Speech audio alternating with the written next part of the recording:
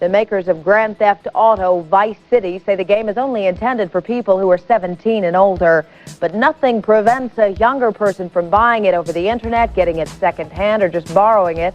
Yeah, it's fair to say that GTA Vice City set the world of video games ablaze. Out of the many games in the series, this one was always my favorite. Released in October of 2002, Grand Theft Auto Vice City was the fourth installment in Rockstar's GTA series. The game would be developed by Rockstar North. You might remember these guys. They were the same Edinburgh-based development team formerly known as DMA Design, makers of Grand Theft Auto 3. A game that had been development hell as expressed by several members of Rockstar North.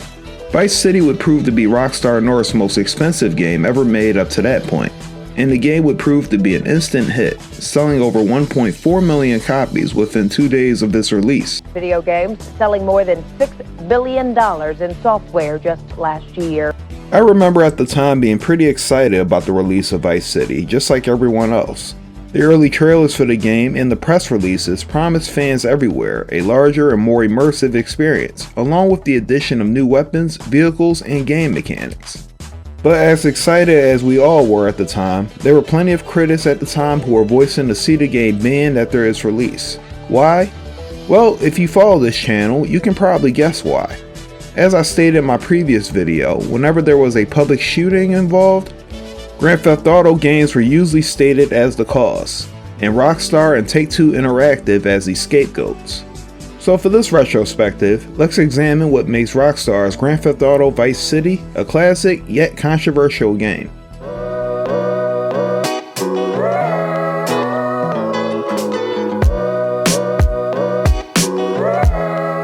Three people in the head because of a video game? Trained to do what he did. He was given a murder simulator.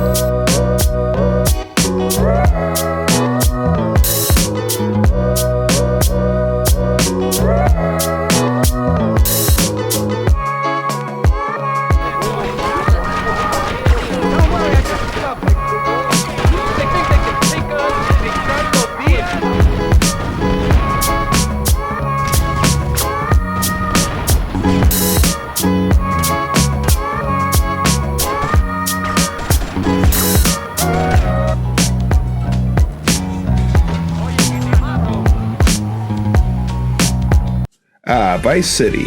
My kind of town. Beautiful surroundings, a thriving local nightlife, and of course plenty of illegal drugs. For many of us growing up, this fictional Miami-based city was our introduction to the 1980s, a decade notable for many things, but mainly for the war on drugs. Upon establishing the story and setting of Vice City, Rockstar North wanted a non-contemporary location with plenty of potential for parodies and satires. And for those reasons, the game borrows themes from films such as Scarface and Carlito's Way, along with mixing in plenty of jokes and over-the-top humor. I just can't swallow this right now. Come on, darling. He's hung like a sperm whale, for pity's sake. How can you not feel a part? But Steve... Just like in Grand Theft Auto 3, Grand Theft Auto Vice City was designed utilizing the same renderware game engine used before, only slightly tweaked to incorporate a larger world. Back then, I didn't realize that Vice City was 2 times the size of Liberty City. I also didn't realize that this was the first time the developers incorporated interiors within the game. But where the game really stood out was the wonderful 80s neon-infused aesthetic, which really allows the many intricate details to stand out. And what truly ties all this together is the wonderful soundtrack featured on Vice City's many radio stations. Out of all the GTA games, Vice City probably had the best soundtrack hands down across multiple genres of music. And if it wasn't for this game, I would have never heard many of these hit songs. Yeah, plenty of people were in hot pursuit to see the makers of Grand Theft Auto Vice City liable for several violent instances that occurred from 2002 to 2006. And leading the charge to regulate and ban the content produced by Rockstar was the public crusader, Jack Thompson. Somebody into the pavement, and you can stomp them until there's a pool of blood in the street of the person you just killed. By 2002, GTA 3 had been the most widely played game across the country, particularly since it was later ported to the PC and Xbox, along with dealing with the negative attention launched by the National Organization of Women Rockstar also had to re-release GTA 3 under the standards of the Australian government statutory body of Office, Film and Literature classification. And overall, well, the government of Australia basically forced Rockstar to remove any instances of prostitution in the game altogether. And from there, the game was re-released under the MA15 Plus rating. The attention paid to GTA really intensified in 2002 when a certain Oakland, California gang drew media attention by acting out the violence depicted in Grand Theft Auto 3. You might have heard of these guys. They were known as the Nutcases of Oakland, California. And apparently these guys went on a huge crime spree between late 2002 and early 2003, which included cases of murder, robbery, kidnapping, and more. One of the former members of the Nutcases, and probably the biggest bragger, DeMarcus Rose, was actually charged in March of 2005 for his role in a crime spree. Ross testified that he and other Nutcase members would spend their days taking drugs and playing Grand Theft Auto. Then, when they got bored with the game, they would act it out in real life. For his role in the crime spree, Ross was given 75 years to life. As you can imagine, the other members were also given similar sentences. As a direct result of these events, people were really starting to question if video games could in fact incite psychotic behavior among youths. But let's not jump the gun here. After all, we are talking about a notable Oakland street gang here. I'm no expert in criminal behavior, but as gang members, they probably would have committed these acts anyway. Let's instead turn our attention to the case of two stepbrothers, William and Joshua Buckner from Newport, Tennessee. You might remember these guys. One day they got the bright idea to fire their shotguns on Interstate 40 near Knoxville, Tennessee. The brothers unfortunately fired upon motorist Aaron Hamill and his cousin Kimberly Bede. Hamill would be killed in the shooting, while Bede, severely injured, would survive. During the arrest of William and Joshua Buckner, the two brothers both cited that they were inspired to commit the shooting after playing Grand Theft Auto 3. As a result, the two brothers were charged with reckless homicide and aggravated assault, along with reckless endangerment. And later to follow was the infamous lawsuit filed against Take-Two Interactive, Sony Entertainment, retail giant Walmart, and of course Rockstar Games for the sum of $246 million in damages. And leading the lawsuit was the infamous Jack Thompson. You are learning in a virtual reality to be violent, to enjoy being violent, how to kill, and so you're given an appetite as well as scenarios in which to be violent. So yeah, completing Vice City at the time while dealing with all the negative media attention couldn't have been easy. But of course back then none of us appreciated the work which went into the game. From the first cutscene to the last, the player is drawn in by the well-written, narrative-driven story. It starts off in 1986 and begins by introducing the leader of the Forelli crime family, Sonny Forelli. Anticipating the growing market in the narcotic distribution ring, Sonny decides to set up shop in the state of Florida in order to set up a drug-selling business. To do this, he enlists the help of a recently paroled mobster, Tommy Vercetti, along with his other associate, the sleazy lawyer, Ken Rosenberg. They're tasked with acquiring a large shipment of cocaine. Everything is going smoothly right until their drug deal is ambushed, and everyone except Tommy and Ken are killed. After escaping, Tommy reports the loss to Sonny, and Sonny, well, he isn't too happy about it. Ambush. Harry and Lee are dead. You better be kidding me, Tommy! Tell me you still got the money. No, Sonny. I don't have the money. That was my money, Tommy! My money! Now Tommy Vercetti is tasked with not only recovering the drugs and money, but he also must find the party responsible. Much like Grand Theft Auto 3, the story of Vice City is another tale of freedom and redemption. While Tommy is tied to recovering the stolen drugs for his boss, he soon realizes that he can use the initial problem he has to essentially set his own path to success. While discovering leads and pursuing targets, Tommy finds himself working for the various criminal organizations and major shot callers of the city. All the while, slowly but surely biding his time until he can take over. Overall, the grand goal of things are to gain control of the entire city and the many businesses that operate in it. In crafting the missions for the game, Rockstar North incorporated a wide range of diverse mission objectives. These missions range from raiding a drug house, stealing military weapons, overseeing drug deals, and intimidating businesses that refuse protection services. And through your interaction with the many characters of the game, you're introduced to one of the best casts of actors ever recruited for a video game. Starting first with the late and great Ray Liotta, star of films such as Goodfellas, Copland, and Field of Dreams. It was fun, you're just sitting there cursing at people.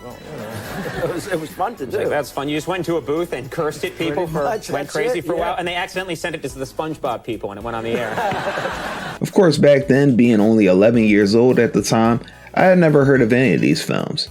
If Vice City was our introduction to the 1980s, then Tommy Vercetti was the first time we got to meet the tough guy actor Ray Liotta. Additionally, the developers also recruited actors such as Louise Gosman, Dennis Hopper, along with Gary Busey as well. Open bricks! My beautiful house! Look what you've done to it! This is for my brother! I trusted you, Tommy. I would have had you made.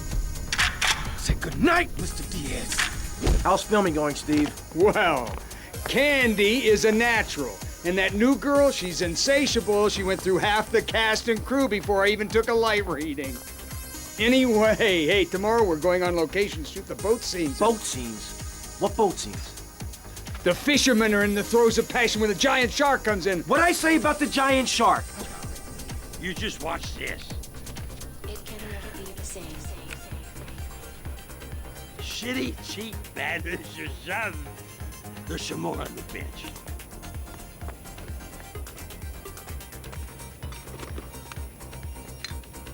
It can never be the same. It's no wonder that the budget for this game was so huge, especially when you add up the cost of the voice acting.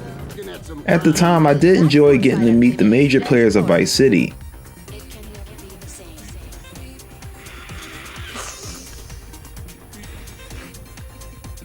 Tommy, hey Tommy, look at this. This is great. I've got us this mini bar installed. We got a whole bar downstairs, Ken. Yeah, whatever. Well, I got the chalkboard you asked for. Ah, that's the benefit of a law school education. The ability to follow instructions. Now, you need a safe. Oh, all right. Well, let me think. Safe. I got it. This guy will blow you away. Nah, that schmuck. He's on the inside. Where inside? In a police headquarters cell awaiting transfer. I think he's about to get paroled. In terms of gameplay, Vice City offered an improved experience as well. In this game, Rockstar North actually included a full and easy to navigate map that can be brought up in the start menu. Additionally, the game also improved upon the general handling of vehicles and car mechanics. Many cars feel loose and are much easier to knock off the road. And while in hot pursuit, vehicle tires can actually be blown or shot out beneath the driver. Some other new additions include the ability to take a quick and convenient cab to your mission that you just failed. Yeah, if you were watching my live stream, you would have saw me utilizing this mechanic a lot. You can find the cab driver waiting for you outside of hospitals and police stations indicated by a pink neon arrow. Indeed, this is one of the many small details that really bring Vice City alive. That and all the interiors that you can enter in as well. If you're just driving around, you can visit local hotspots and observe NPCs dancing. As far as difficulty goes, well, Vice City adds all the common frustrations you remember from the previous game. Beat the crap out of us, then you beat the crap out of them, etc., etc. However, the newest function in the game, the buying and controlling of assets, will provide some additional challenge. Basically, Tommy has to use his profits from the less than legal favors he performed for Vice City's various criminal organizations and criminal figures to buy each business. In turn, Tommy can then use these businesses as fronts for his illegal activities, thus assuring a way for the player to collect funds while playing the game. And this pretty much made it so you couldn't progress unless you bought up certain businesses. At this time, this really did add a new dimension to the player's experience. And to me, this really made it a more of a rewarding experience. Particularly since after you buy the AdSense, you basically unlock a whole nother set of missions. And my personal favorite was the ice cream factory. I mean, come on, what's sweeter than selling drugs out of an ice cream truck while you drive around and blast Fever 105?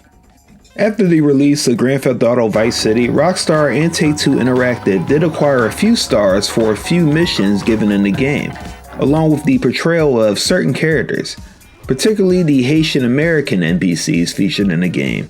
In 2003, several Haitian American organizations such as the Haitian American Foundation wanted to pull GTA off the shelves for one simple mission caption: kill all Haitians.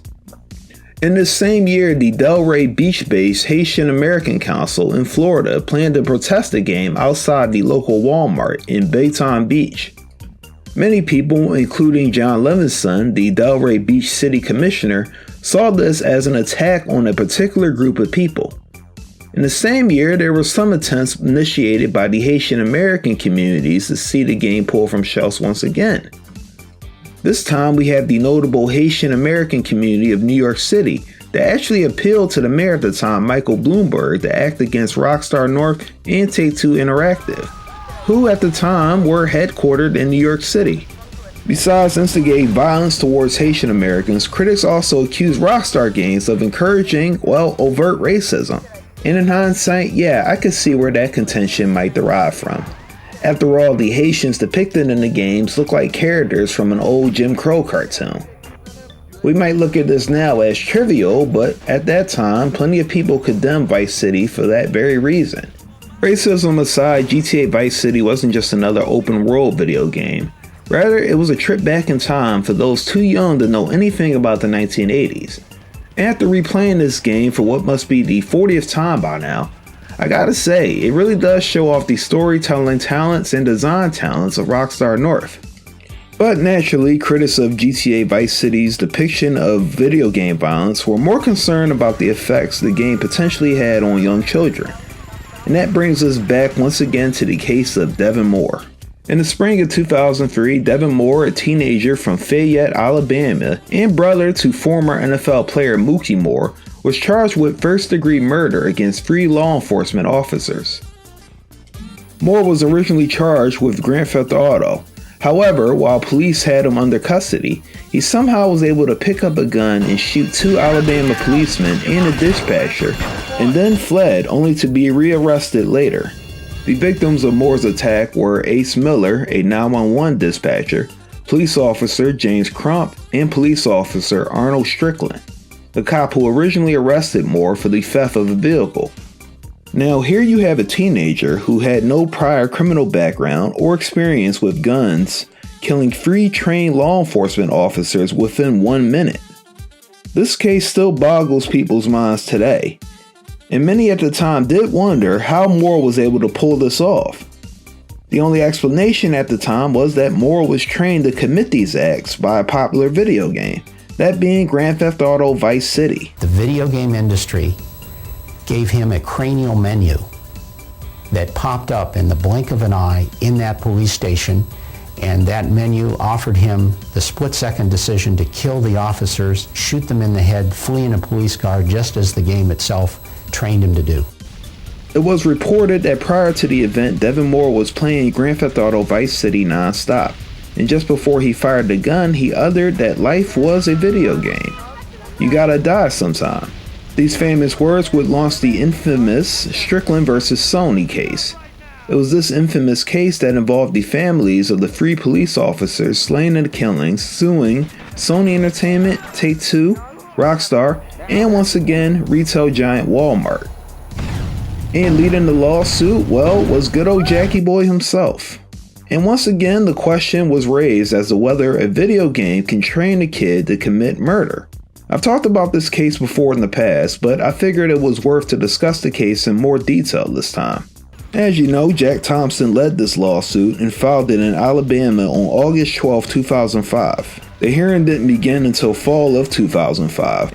And it was on November 1st, 2005 that expert lawyer Jack Thompson sent out various hurtful emails against Sony and Take-Two on the first day of the case. In these emails, Jack Thompson compared Take-Two's selling of Grand Theft Auto to Imperial Japan's attack on Pearl Harbor during World War II.